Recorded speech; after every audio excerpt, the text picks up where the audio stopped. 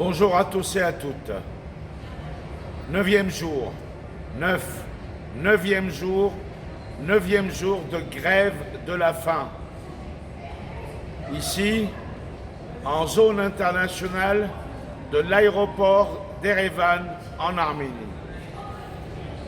Alors, vous le savez, je m'appelle Léo Nicolian, je suis français, mais mon nom est clair, Nicolian. Depuis 1988, tremblement de terre en Arménie, où a mis les pieds Charles Aznavour et tous les médias, et moi avec. J'ai vécu dans ce pays aussi, de 91 à 94, puis de 1997 à 2003. J'ai été blessé au Karabakh, blessé de guerre. De nombreux reportages j'en ai fait pour énormément de chaînes de télévision françaises, TF1, LCI, La Marche du Siècle, France 3, Karabakh, La Guerre oubliée, M6, Canal+, Arte, je ne vais pas tous les compter, LCI, France 2, France 3. Depuis 2022 à 2024, je ne compte plus les allers et les retours. Je ne compte plus les différents reportages. Mais mon opposition à ce personnage lugubre qu'est Emmanuel Macron, et en révélant les ignominies de celui qui est le pire ennemi de la France, de celui qui a détruit la diplomatie française. Aujourd'hui, n'importe quel abruti peut être, n'importe quel imbécile, n'importe quel corrompu, n'importe quel criminel peut être nommé ambassadeur de France, en Arménie ou ailleurs.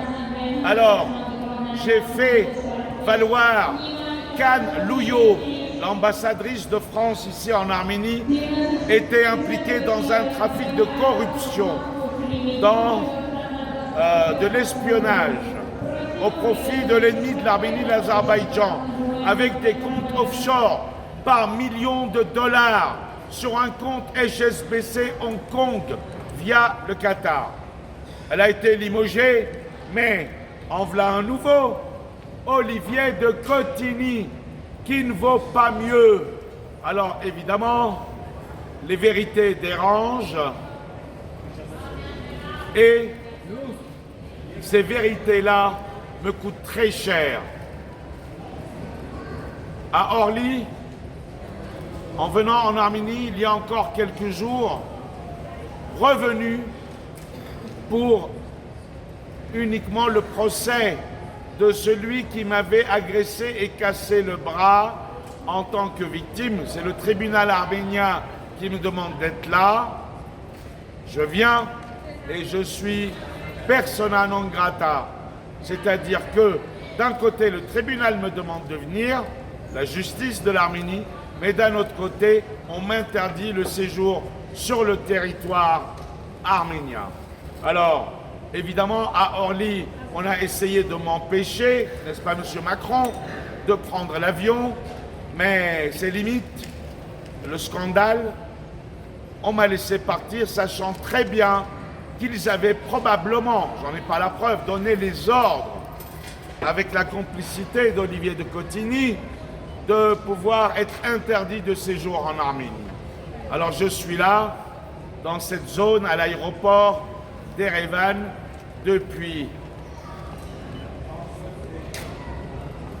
le 22 avril.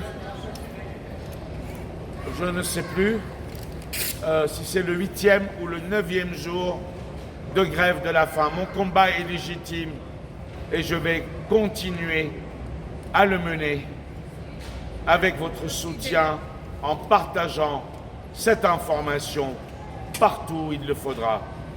Je vous remercie, parlez-en à vos élus sur vos réseaux sociaux et partout où il le faudra. Depuis Erevan en Arménie, Léo Nicolian.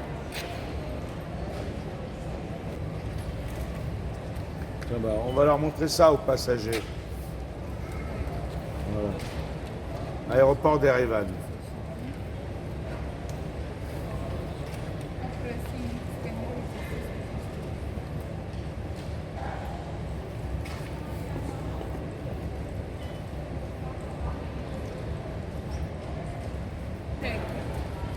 Alors c'est génial ici, c'est génial parce que même si je suis à l'aéroport d'Erevan, c'est la zone neutrale, zone internationale.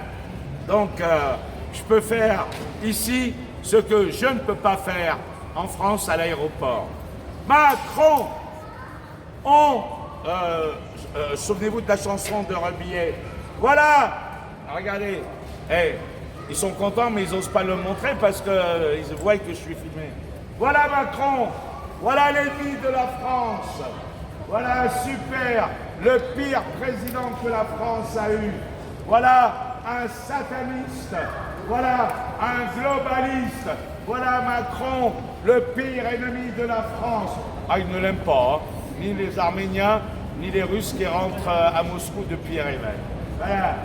Il n'y a personne qui aime Macron, sinon il viendrait me le dire. Voilà, vous aimez Macron? You love Macron? Very bad Macron. Macron, dégage. Il n'y a pas de flic, il n'y a pas de CRS ici. Je suis en 9e jour de grève de la faim à Erevan parce qu'ils m'ont interdit, ils ont réussi à m'interdire le séjour même en Arménie en appelant leur copain, la Pachinian. Parce que j'en ai révélé des affaires. Voilà. Au revoir Macron. Tiens, il peut aller à la poubelle. Dans les poubelles de l'histoire, Macron. Voilà, Macron. Very bad Macron. Ah, catastrophe Macron. Ah. Ils sont d'accord, hein. Ils sont d'accord, hein. Ils n'aiment pas Macron. Hein.